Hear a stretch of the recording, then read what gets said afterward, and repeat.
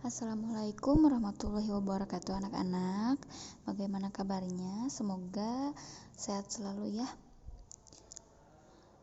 Kita kembali lagi ke materi bahasa Indonesia kelas 8, masih di bab 1 tentang berita seputar Indonesia. Minggu lalu kita belajar tentang menentukan unsur-unsur berita, pengertian berita, dan penyimpulan isi berita ya. Nah, tugas tentang penyimpulan sudah Ibu berikan. Yang belum mengumpulkan boleh nanti kirimkan ke nomor WhatsApp Ibu.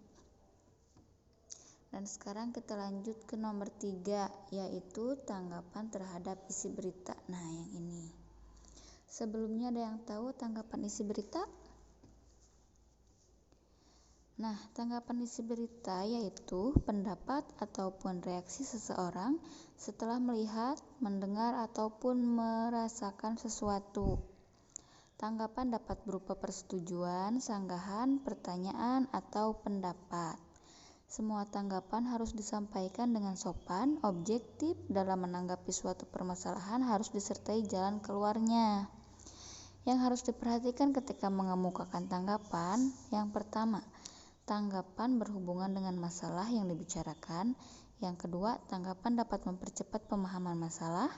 Yang ketiga, tanggapan tidak mengulangi pendapat yang pernah disampaikan peserta lain. Yang keempat, tanggapan disampaikan dengan kata atau kalimat yang tepat. Yang kelima, tanggapan disampaikan dengan sikap terbuka atau sopan. Nah, jadi Ibu bahas sekali lagi. Tanggapan isi berita yaitu pendapat ataupun reaksi seseorang setelah melihat, mendengar, ataupun merasakan sesuatu.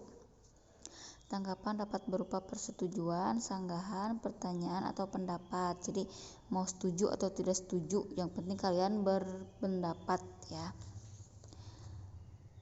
Semua tanggapan harus disampaikan dengan sopan, objektif. Dalam menanggapi suatu permasalahan harus disertai jalan keluarnya.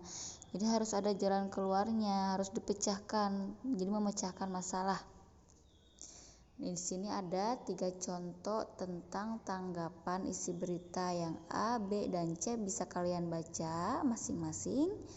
Nah, ketiga contoh pernyataan tersebut sebagai tanggapan terhadap isi berita. Adapun maksud dengan tanggapan adalah sambutan terhadap suatu ucapan, seperti yang Ibu bahas barusan. Pengertian tanggapan terhadap isi berita tidak beda jauh ya. Dan di sini ada struktur aspek-aspek tanggapan terhadap berita. Nah, anak dari aspek-aspek tanggapan terhadap berita ada isi struktur berita dan bahasa berita. Ada kebenaran dan kelengkapan yang masuknya ke dalam struktur berita, penggunaan kalimat dan pilihan kata masuknya ke dalam bahasa berita. Dan selanjutnya ini halaman 11 dilewat saja dulu. Halaman 12. Di sini ada menemukan struktur dan kaidah berita. Nomor 1, perhatikan kembali teks-teks berita pada bagian sebelumnya ataupun teks berita lainnya yang telah kamu simak. Nah, ini bisa dibaca sampai beres sama kalian. Ini yang 5W1H. Nah, di sini ada ke-6 pertanyaan itu lazim ditempatkan di bagian awal pemberitaan yang kemudian sering disebut sebagai unsur-unsur berita.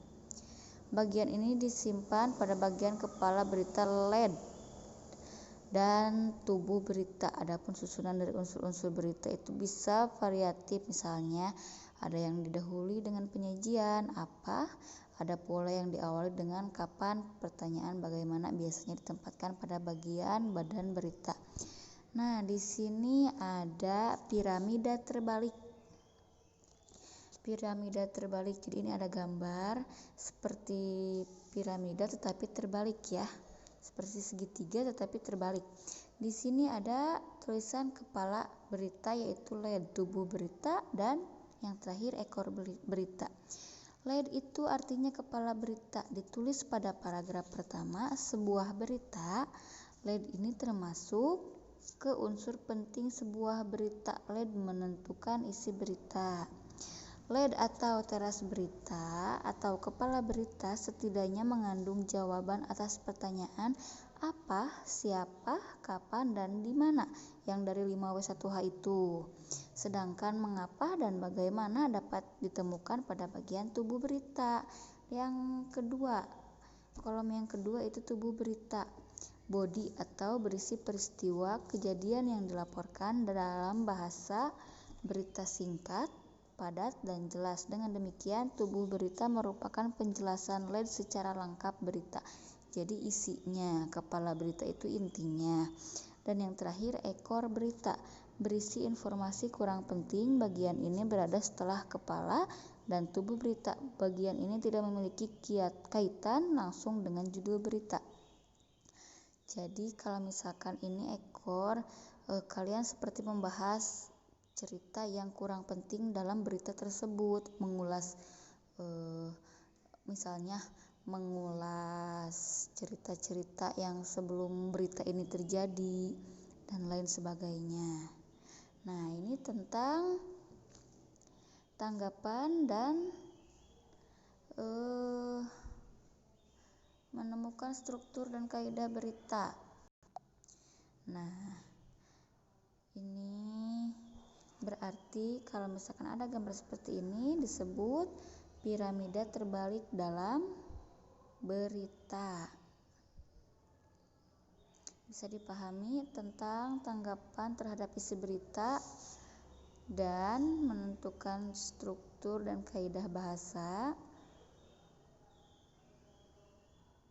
Nah, ini bisa kalian baca kaidah-kaidah kebahasaannya. Jadi tugas kalian untuk minggu sekarang merangkum tentang berita yang penting-pentingnya saja untuk dalam catatan kalian.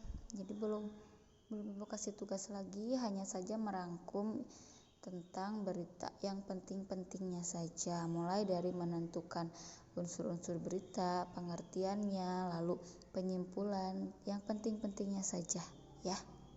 Paham? Nah, kalau begitu Ibu akhiri dengan alhamdulillahirabbil alamin. Selamat mengerjakan anak-anakku.